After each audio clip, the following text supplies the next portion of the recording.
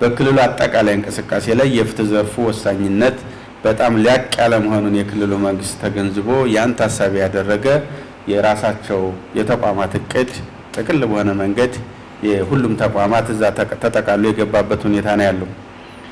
እንግዲህ የ25 ዓመቱንም የ5 ዓመቱንም የ2018ን እቅድ በስልጠና እንዳያችሁት 5 መሰረታዊ የሆኑ ስትራቴጂክ ግቦች አሉ። ከአምስቱ ውስጥ የመጀመሪያውና ዋነኛው የህግ የበላይነትን በማረጋገጥ ሰላምና ደህንነትን ማስፈን የሚል ትልቅና የመጀመሪያው ስትራቴጂክ ጉዳይ ተደርጎ ተወስዷል። ይህ የተወሰደበት ምክንያት ደግሞ ቀሪዎቹ 4ቱ ስትራቴጂክ ግቦች ውጤታማ ሊሆኑ የሚችሉት የመጀመሪያው ግብ ሲሳካ ወይም የመጀመሪያው ስትራቴጂክ ጉዳይ ሲሳካ መሆኑን ታሳቢ የተደረገ ነው። የህግ የበላይነትን ማስከበር፣ ሰላምና ደህንነት ማረጋገጥ ጉዳይ ደግሞ የፍትህ ተቋማት አይነተኛና ትልቅ ኃላፊነት ነው። በተለይ ደግሞ ለአቃቢ ህግ ለፍትህ ቢሮ መዋቅር ከምንም በላይ ትልቅ ኃላፊነትና ትልቅ ድርሻ አለበት።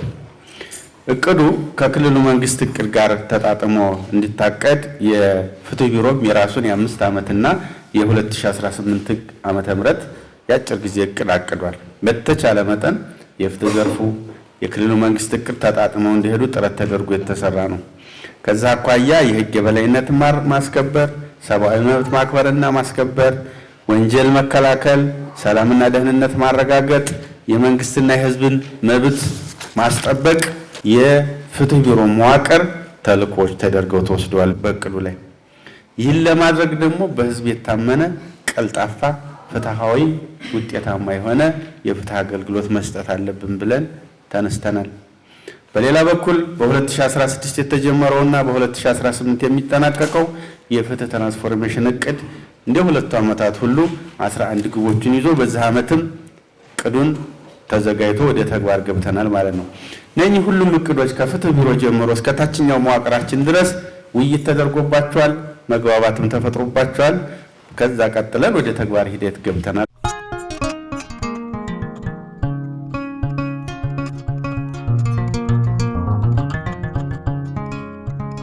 በወንጀል ፍትህ አስተዳደሩ ከመከላከል በፊት መከላከል በማስቀደም በርካታ ስራዎችን ሰርተናል። ከማስቀጣት በተጨማሪ በወንጀል የተመዘበረውን የመንግስትና ህዝብ ማስመለስ አለብን ብለን ትኩረት አድርገን ሰርተናል።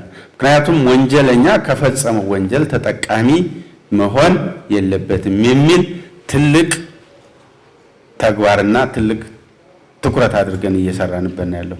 በዚህም ከወንጀል አፈጻጸም ጋር በተያያዙ እና በተገናኙ የተያዙ ንብረቶችን በማስወረስና በማስመለስ ባለፉት 6 ወራት ከክልል እስከ ወረዳ ድረስ 595 ሚሊዮን 656,669 ብር ለመንግስት ገቢ ያስደርገናል። ይሄ ከኤግዚቢት ከወንጀል ቅጣት በሙስና ወንጀል ጋር ከመደበኛ ወንጀል ጋር በተያያዘ አጠቃላይ ከአይነትም ሽያጭ በቀጥታም ከገንዘቡ ገቢ የተገኘ ነው። በድርድርና በፍርድ አፈጻጸም ብር 694 ሚሊዮን 83,438 ብር ለመንግስት ገቢ እንዲሆን አድርገናል። ይህም ሪፖርቱ ሲቀረው እንጂ በጣም ከተጠናከረ ከዚህ በላይ ይቀጥላል ብለን እናስባለን። አሁን በ6 ወር ውስጥ እንደዚህ አይነት ትልልቅ ገንዘቦች ለመንግስት ገቢ ያደረግንበት ዘመን ነው።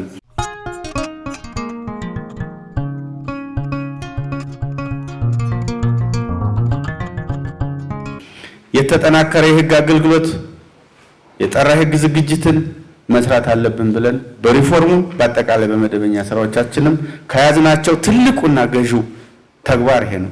ምክንያቱም ፍትህ ቢሮ ለክልሉ ዋና የህግ አማካሪ ሆኖ የተቋቋመ ተቋም ነው። ከዚህ አኳያ በአለፉት ዓመታት በተሻለ መንገድ በትኩረት በብቃት በጥናትና በአሳታፊነት ህጎችን በመስራት ላይ ባለፉት 6 ወራት 12 አዋጆች፣ 53 ደንቦች፣ 15 መመሪያዎች በጥቅሉ 80 ህጎች ቀርበውልን 80ዎቹንም ማጠናቀል ለሚመለከታቸው አካል አስረክበናል። በወንጀል የተመዘበረን ሀብት ምንጩ ያልታወቀን ሀብት በማስመለስ ረገድ ብዙ ትኩረት ይጠይቀናል። በዚህ ላይ በጣም መግባባት አለብን። የሙስና ወንጀሎችን በሁሉም ቦታ እኩል የመስራትና እኩል ትኩረት ሰጥቶ በመስራት ረገድ ክፍተት አለ። በቢሮ ደረጃ ትልቅ ትኩረት አለው። ከተሞች አካባቢ እኛ በቢሮ ደረጃ እየሄድን ነው።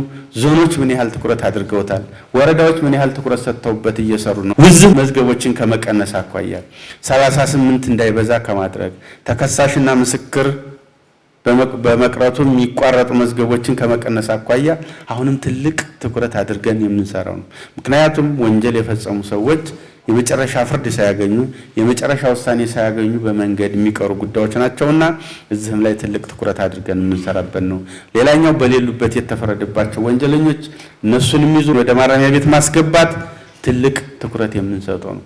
ላለፉት በርካታ ዓመታት ተረስቶ የነበረውና ባለፉት 2 ዓመታትና በዚህ ዓመትም አጠናክረን እየሰራን ያለነው ግን ደግሞ ቀጣይ ትልቅ ትኩረት የሚያስፈልገው የወንጀል የገንዘብ ቅጣትን ማስገባት ላይ ትልቅ ትኩረት ማድረግ አለብን።